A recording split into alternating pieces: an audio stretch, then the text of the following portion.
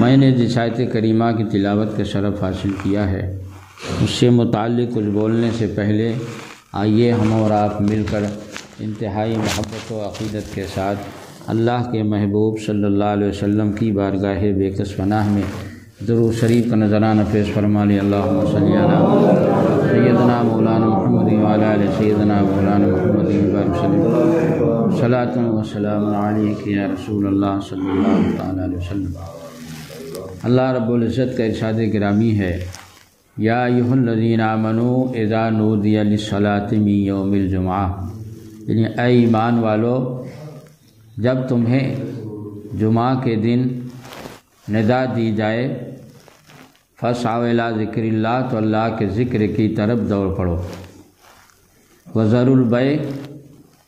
اور بیچنا خریدنا یعنی کاروبار بند کر دو، اور یہ تمہارے لیے بہتر ہے اگر تم جانو۔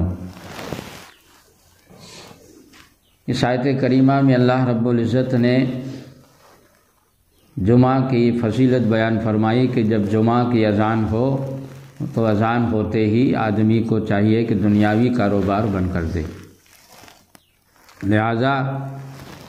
جب جمعہ کی پہلی اذان ہو، ایک اذان، دو اذان جمعہ کے دن ہوتی ہے، ایک خطبہ کے وقت، ایک اس سے پہلے ہوتی ہے، جب پہلی اذان ہو تو اس وقت کاروبار آدمی کو بند کر دینا لازم ہے، اور کاروبار بند کر کے اور اللہ کے ذکر کی طرف دوڑ پڑو کا مطلب یہ ہے کہ نماز کی تیاری میں لگ جائیں۔ مثلا دکان پہ اگر بیٹھے ہیں اور اذان ہو گئی تو جیسا کہ اس دور میں ایک رواج چل پڑا ہے کہ دکان پہ بیٹھے ہیں اور اذان ہو گئی تو ان کو چونکہ معلوم ہے کہ آدھا گھنٹہ کا وقفہ ہے، لہٰذا دکان پہ بیٹھے رہیں گے، اور جب 5 منٹ بچے گا تو جلدی جلدی مسجد جائیں گے، اب وضو کر کے مسجد میں پانی ٹپکاتے ہوئے، اب چونکہ پانی پوچھنے کا بھی ٹائم نہیں ہے، اتنا ٹائم کم ہو گیا ہے، تو پانی ٹپکاتے ہوئے مسجد میں جلدی جلدی جائیں گے، اور 2 منٹ جب خطبے میں رہے گا تو سنت کی نیت باندھیں گے، آدھی سنت خطبہ سے پہلے پڑھیں گے اور آدھی سنت خطبہ کی حالت میں پڑھیں گے۔ یہ حال مسلمانوں کا ہے، حالانکہ قرآن کہہ رہا ہے کہ جب اذان دی جائے تو اللہ کے ذکر کی طرف دوڑ پڑو۔ اس آیت کی روشنی میں علماء کرام فرماتے ہیں کہ پہلی اذان جب ہو جائے تو کاروبار میں لگا رہنا حرام ہے۔ اس وقت جب اذان ہو جائے تو اذان ہوتے ہی جو ہے تو اللہ کے ذکر کی طرف دوڑ پڑو، یعنی نماز میں لگ جاؤ، اور نماز میں لگ جانے کا مطلب یہ ہے کہ نماز کی تیاری شروع کر دو، دکان بند کر دو، اور دکان بند کر کے نماز کی تیاری میں لگ جاؤ، یعنی اگر استنجا کی حاجت ہے تو استنجا کریں آپ، پاخانہ کی حاجت ہے تو پاخانہ سے فارغ ہو لیں، اس کے بعد وضو کریں اور اس کے بعد سنت پڑھیں، تو اس طرح سے اذان کے بعد پھر، اور گاؤں دیہات میں اگر لوگ جو ہے تو کاروبار کرتے ہیں، کسی کا کھیت مسجد سے قریب ہے، اذان ہو گئی تو ایسا دیکھا گیا کہ 25 منٹ تک وہ ہل چلاتے رہیں گے، اور جب 5 منٹ بچے گا تب کام بند کریں گے، یہ بھی جائز نہیں ہے۔ دنیاوی کام جمعہ کی اذان ہو جانے کے بعد لگے رہنا دنیاوی کام میں یہ جائز نہیں ہے، بلکہ اذان کے بعد آدمی کو چاہیے کہ نماز کی تیاری میں لگ جائے۔ شہروں میں یہ ہے کہ مساجد بہت ہوتی ہیں، قریب قریب ہوتی ہیں، اور مساجد میں ٹائم آگے پیچھے ہوتا ہے، اور لوگوں کی سہولت کے لیے آگے پیچھے ٹائم رکھا جاتا ہے، کہیں پر 12:30 بجے اذان ہے، 1 بجے خطبہ ہے، کہیں پر 1 بجے اذان ہے، 12:30 بجے خطبہ ہے، اور 1:30 بجے خطبہ ہے۔ تو اس طرح سے یہ کرتے ہیں کہ مان لیجئے جو ہے تو 2 بھائی مل کے اپنا دکان چلاتے ہیں، تو ایک بھائی نے اس مسجد میں پڑھ لیا اور ایک بھائی نے اس مسجد میں پڑھ لیا آگے پیچھے، تو پھر اس میں کوئی حرج نہیں ہے، لیکن جو جس مسجد میں پڑھتا ہے اس مسجد کی اذان کے بعد اس کو نماز کی تیاری میں لگ جانا چاہیے، اور مسجد کی طرف اس کو رواں دواں ہو جانا چاہیے۔ پھر 1 بجے وہ آ جائے تو اس کے بعد پھر دوسرا بھائی دوسری مسجد کی جیسے ہی اذان ہو ویسے ہی تیاری میں لگ جائے۔ خلاصہ یہ کہ اذان ہونے کے بعد پھر کاروبار میں دنیاوی لگے رہنا یہ جائز نہیں ہے۔ اور جمعہ کے دن ایک چیز اور دیکھی گئی ہے کہ کچھ لوگ جو ہے تو دیکھا میں نے کہ آتے ہیں پہلے بیٹھ جائیں گے اور بیٹھنے کے بعد جو ہے تھوڑی دیر بیٹھ لیں گے، اس کے بعد کھڑے ہو کے تب سنت پڑھیں گے، اور وہ سمجھتے ہیں گویا یہی مسئلہ ہے۔ وہ دیکھا ایک رسم قائم ہو گئی ہے، ایسا شریعت کا کوئی مسئلہ نہیں ہے۔ اگر آپ مسجد آئے ہیں جمعہ کے دن تو آپ سیدھے سنت پڑھیے، اور اگر دور سے چل کے آئے ہیں، آپ کی طبیعت تقاضا کرتی ہے، آپ کی طبیعت چاہتی ہے کہ ہم تھوڑی دیر آرام کر لیں، بیٹھ لیں، دم لے لیں، تب سنت پڑھیں، تو الگ بات، اپنی ضرورت کے لیے آپ بیٹھ سکتے ہیں، لیکن بلا وجہ مسئلہ سمجھ کر کہ پہلے بیٹھ جانا چاہیے مسجد میں پھر سنت پڑھنا چاہیے، یہ پرانے زمانے سے میں دیکھتا چلا رہا ہوں، لوگوں کو اپنے گاؤں میں بھی دیکھا ہوں، دوسرے گاؤں میں بھی دیکھا ہوں کہ ایسا لوگ کرتے ہیں، یہاں تک کہ شہروں میں بھی دیکھا ہوں، حالانکہ شریعت کا ایسا کوئی مسئلہ نہیں ہے۔ ایک چیز جمعہ کو میں نے یہ بھی دیکھا ہے کہ جمعہ کے دن کچھ لوگ مسجد میں جب آتے ہیں تو پہلے 2 رکعت نماز پڑھیں گے اور اس کے بعد سنت پڑھیں گے۔ اللہ جانے یہ کون سی 2 رکعت ہے، ہم تو کہیں کسی کتاب میں نہیں پڑھے، اب پڑھنے والے جان سکتے ہیں کہ یہ کون سی نماز ہے آخر۔ فجر کی پڑھتے ہیں، ہاں، تو فجر کی نماز اگر پڑھتے ہیں تو اس کا کوئی مطلب نہیں ہے، کیونکہ قضائے عمری 2 رکعت سے ادا ہونے والی نہیں ہے۔ وہ یہ سمجھتے ہیں کہ 2 رکعت پہلے فجر کی پڑھ لیں، اس کے بعد جمعہ کی نماز پڑھیں تاکہ نماز ہماری ہو جائے۔ ایسا کوئی مسئلہ نہیں ہے، کیونکہ جو ہے تو مسئلہ یہ ہے کہ جس کی نماز 5 وقت یا اس سے کم کی قضا ہے، باقی جتنی قضا ہے وہ سب قضائے عمری پڑھ چکا ہے، اب اس کی قضائے عمری کوئی باقی نہیں ہے، اس کی مان لیجیے فجر کی قضا ہو گئی، تو اس لیے وہ پڑھتا ہے تو 5 وقت کیا، 5 وقت سے کم کی نماز جس کی باقی ہے قضائے عمری، تو اس کے لیے ہے کہ پہلے وہ اپنی قضا پڑھے اور اس کے بعد جو ہے تو وہ پھر جمعہ کی نماز یا اگلی جو بھی نماز ہو اس کو پڑھے۔ لیکن جس کی قضائے عمری 6 وقت یا اس سے زیادہ کی باقی ہے، اس کے لیے یہ حکم نہیں ہے کہ پہلے قضا پڑھے پھر ادا پڑھے۔ اچھا، پہلی بات۔ دوسری بات یہ ہے کہ اگر مان لیجئے کوئی صاحب ترتیب ہے، یعنی اس کی نماز 6 وقت یا اس سے زیادہ کی قضا عمری باقی نہیں ہے، اس سے کم کی ہے، تو اس کے لیے بھی قضا پڑھنے کا حکم گھر میں ہے۔ لوگوں کے سامنے قضا نماز کرنا گناہ ہے، گناہ کا اعلان بھی گناہ ہے، تو گناہ کا اعلان بھی تو گناہ کہ لوگوں کے سامنے تو لوگوں کو دکھا کر قضا پڑھنا یہ جائز ہی نہیں ہے، کیونکہ نماز قضا کرنا ایک گناہ ہے اور اس قضا کا اعلان کرنا، لوگوں کے سامنے 2 رکعت پڑھنا کہ ہم نے آج فجر قضا کر دیا، یہ دوسرا گناہ ہوا، کیونکہ گناہ کا اعلان بھی گناہ ہے۔ تو اگر مان لیجئے کوئی صاحب ترتیب ہے تو اس کی جو ہے فجر ہی کی قضا ہے، باقی ساری زندگی قضا عمری وہ پڑھ لیا ہے، تب بھی اس کے لیے لازم ہے کہ وہ گھر میں 2 رکعت نماز پڑھ کے قضا ہے، لوگوں کے سامنے مت پڑھے، کیونکہ لوگوں کے سامنے قضا کا اعلان گناہ ہے، کسی بھی گناہ کا اعلان گناہ ہے۔ اور یہ جو ہمارے امام الدین بھائی نے بتایا تو تصور لوگوں کا یہی ہے، مگر ہم نے ایسے لوگوں کو دیکھا ہے کہ جو نماز پوری زندگی نہیں پڑھتے، صرف جمعہ پڑھتے ہیں، ان کی قضائے عمری 6 وقت نہیں ہزاروں وقت کی باقی ہے، وہ بھی ایسی حرکت کرتے ہیں، تو ان کی 2 رکعت پڑھ لینے سے وہ یہ سمجھتے ہیں کہ پوری زندگی کی ہماری یعنی پورے ہفتے کی قضا ادا ہو گئی۔ ایسا کوئی مسئلہ نہیں ہے۔ قضائے عمری جس کی باقی ہے یہ صحیح ہے کہ اس پر قضائے عمری پڑھنا فرض ہے۔ نماز جو ہے جو قضا ہو جاتی ہے تو یہ مطلب نہیں کہ اب قضا ہو گئی تو قصہ ختم، ایسا نہیں ہے۔ قضا ہو جانے کے بعد جو ہے پہلے ادا فرض تھی، اب قضا ہو گئی تو قضا پڑھنا فرض ہے۔ اب قضا پڑھنے کا طریقہ یہ ہے کہ مثلا کسی کی 1 سال کی نماز قضا ہے تو اس کا یہ مطلب تھوڑے ہے کہ جمعہ کے دن 2 رکعت فجر کی پڑھ لو تو بس 1 سال کی قضا ادا ہو جائے گی۔ اس کا مطلب یہ ہے کہ باقاعدہ ترتیب کے ساتھ اس کی قضا پڑھی جائے کہ مطلب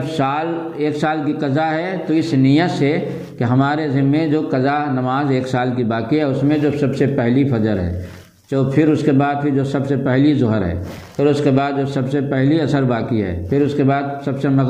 پہلی مغرب باقی ہے، سب سے پہلی عشاء باقی ہے، اس طرح اس نیت سے باقاعدہ پڑھیں۔ اب 1 دن کی ادا ہو گئی، اب دوسرے دن والی جو ہے وہ پہلے دن پہ آ گئی تو اس میں پھر جو ہے تو کہیں گے جو ہمارے ذمے پہلی فجر ہے، پہلی ظہر، پہلی عصر، اس طرح سے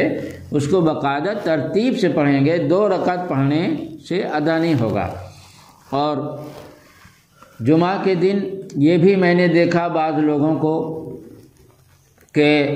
امام جب خطبہ دینے کے لیے منبر پہ بیٹھتا ہے تو پہلا خطبہ دیتا ہے، اور پہلا خطبہ دینے کے بعد تھوڑی دیر بیچ میں بیٹھتا ہے، اور اس کے بعد دوسرا خطبہ دیتا ہے۔ تو تھوڑی دیر جو بیچ میں بیٹھتا ہے تو کچھ لوگ ہاتھ اٹھا کے باقاعدہ دعا کرتے ہیں۔ تو ہاتھ اٹھا کر دعا کرنا یہ جائز نہیں ہے، کیونکہ جمعہ کے دن جب خطبہ ہوتا ہے تو خطبہ کے وقت آدمی کو بالکل ایسے ہی رہنا چاہیے جیسے نماز کی حالت میں رہتا ہے۔ نماز کی حالت میں یہ مسئلہ بارِ شریعت میں موجود ہے کہ جو چیزیں نماز میں حرام ہیں، مثلا کھانا پینا، سلام جواب سلام وغیرہ، یہ سب خطبہ کی حالت میں بھی حرام ہیں۔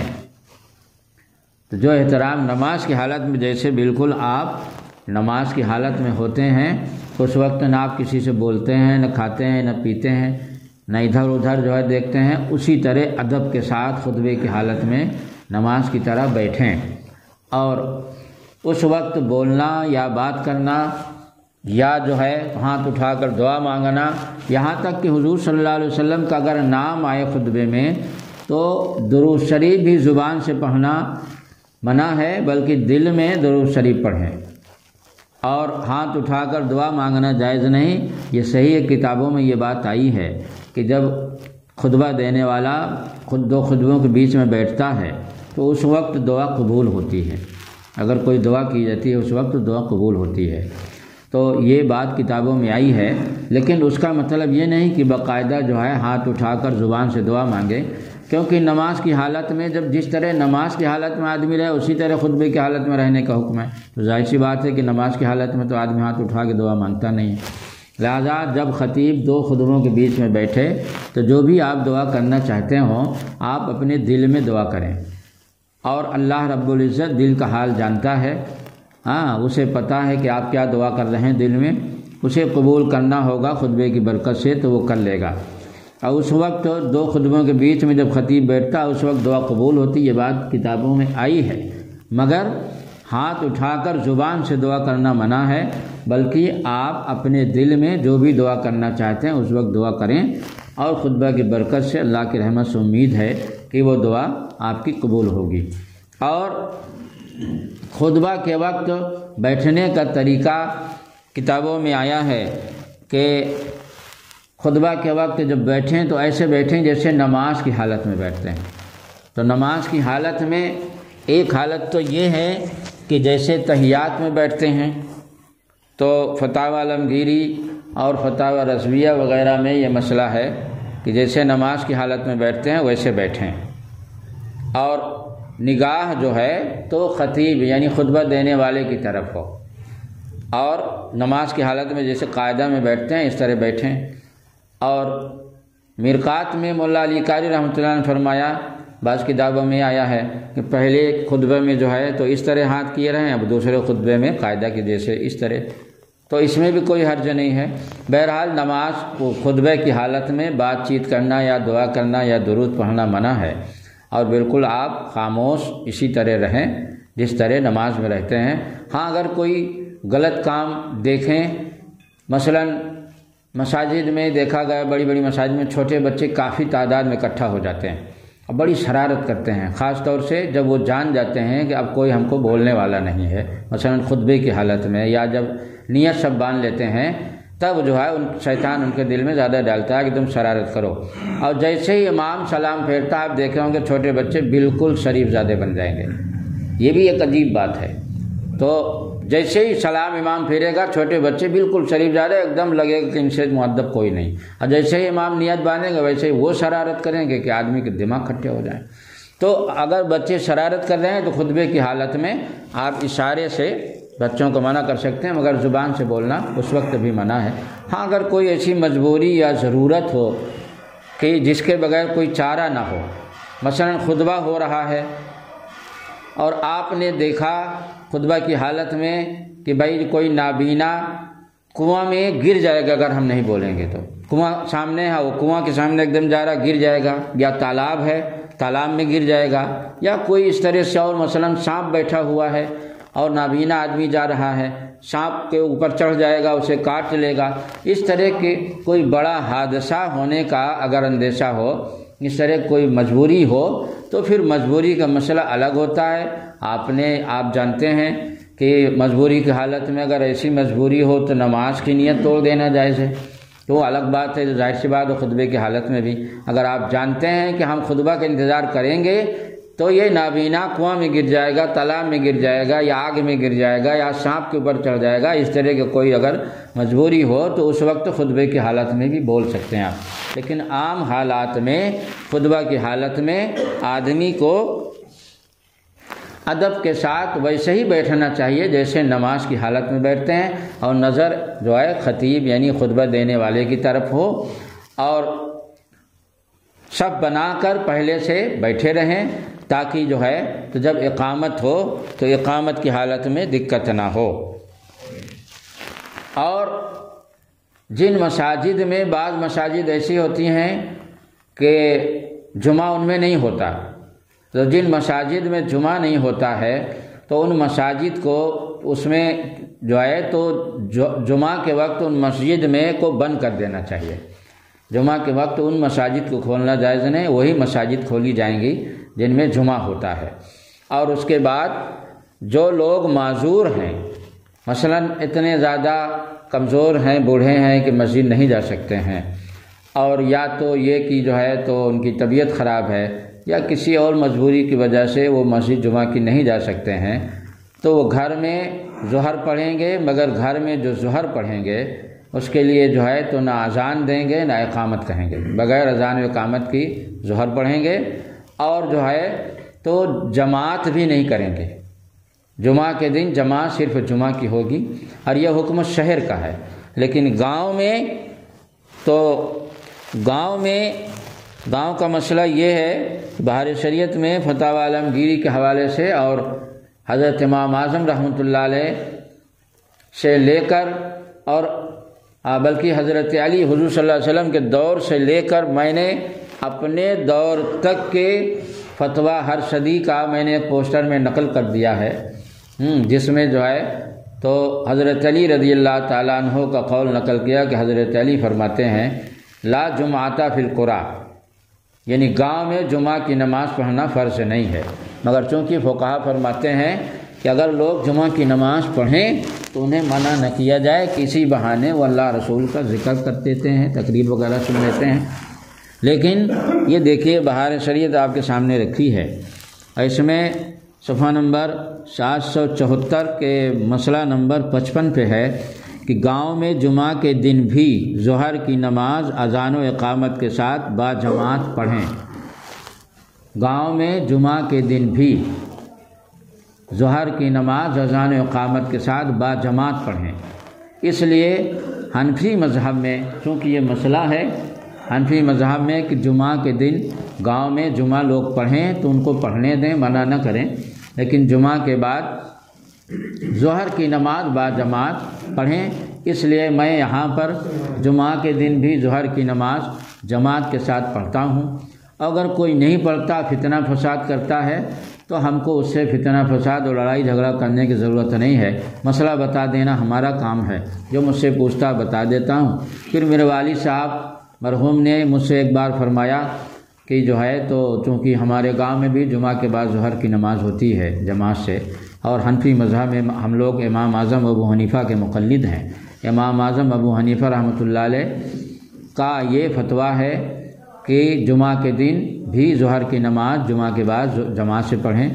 تو اس لیے جو ہے ہمارے گاؤں میں بھی نماز ہوتی، تو والد صاحب نے فرمایا کہ جو ہے تو چونکہ کوئی نیا آدمی آتا ہے جو مسئلہ نہیں جانتا ہے تو بحث کرتا ہے، اس لیے اس کے لیے جو ہے آپ کوئی دلیل اور ثبوت کے طور پر کوئی فتویٰ لکھ کر اور مسجد میں لگا دیں۔ تو میں نے جو ہے تو اس میں تمام حوالے تلاش کے اور صحابہ کے دور سے لے کر اپنے دور تک کے فتوے کو میں نے اس میں جمع کر دیا، اور پمفلیٹ کی شکل میں ہمارے گاؤں میں یہ شاید آج بھی فریم کر کے لگا ہوگا، میں نے والد صاحب زمانے سے اب تک لگا ہے، اور اس میں دلائل ہیں، میرے پاس فائل میں بھی یہ فتویٰ موجود ہے۔ لہذا شروع سے لوگ گاؤں دیہات میں جمعہ کی نماز نہیں پڑھتے اور شہروں میں دیکھ دیکھ کر ظہر کی پڑھتے آ رہے ہیں، تو اعلیٰ حضرت امام اہل سنت علیہ رحمہ فرماتے ہیں عوام کی بات نہ اپنے لیے دلیل ہے نہ دوسرے کے لیے، اور آپ کسی بھی عالم سے پوچھیں گے جو عالم دیندار ہے، ذمہ دار ہے، محتاط ہے، تو وہ یہی بتائے گا آپ کو کہ حنفی مذہب میں جمعہ کی نماز اگر لوگ پڑھتے ہیں تو منع نہ کیا جائے گا، جمعہ کی نماز پڑھی جائے گی، مگر جمعہ کے بعد 4 رکعت ظہر فرض کی نیت سے جماعت کے ساتھ پڑھیں گے۔ اس لیے میں یہاں پڑھتا ہوں، اور ایسے ایسے مفتی پیدا ہو گئے ہیں خود ہمارے ضلع کوشمبی میں کہ جو ناظرہ تک نہیں پڑھے ہیں، اور وہ کہتے ہیں کہ مدرسے میں جمعہ نہیں ہوتا ہے۔ اور کیوں نہیں ہوتا؟ اس لیے نہیں ہوتا کہ ظہر کی نماز پڑھائی جاتی ہے۔ اب سامنے جب بلایا جاتا ہے سامنے نہیں آتے۔ بہار شریعت پوری دنیا میں اس کتاب کو معتبر مانا جاتا ہے۔ فتاوی عالمگیری کا حوالہ بھی اس میں دیے ہوئے ہیں۔ اس مسئلے میں فتاوی عالمگیری جو حضرت عالمگیر رحمۃ اللہ علیہ کے زمانے میں 336 بڑے اکابر مفتیان کرام اکٹھا ہو کر اس کو لکھے تھے،